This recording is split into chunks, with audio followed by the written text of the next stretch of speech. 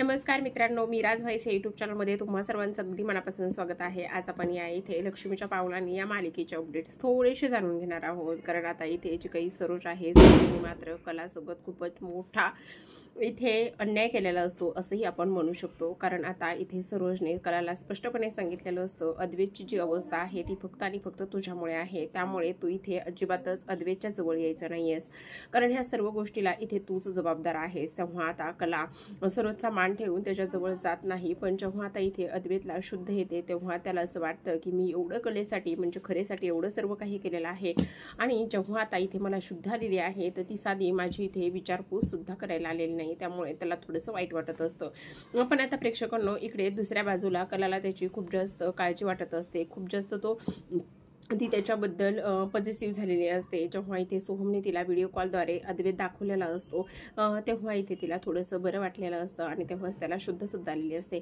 जेव्हा इथे खरे खरे म्हणून तिला आवाज देत असतो आणि तेव्हा सरोजला खूप राग येतो, पण तेव्हाच कला तिथे येऊन त्याच्याजवळ बसत असते, आणि तेव्हा आता इथे दोघे सुद्धा खूप इमोशनल होतात।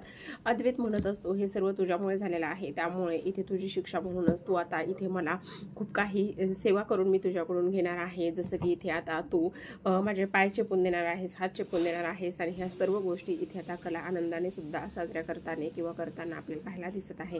तर प्रेक्षकांना अशाच नवनवीन त्यासोबतच डेली मालिकांचे अपडेट्स आणि रिव्ह्यू जाणून घ्यायचे असतील, पाहायचे असतील तर आपल्या मिराज व्हॉइस यूट्यूब चॅनलला तुम्ही सबस्क्राईब करा।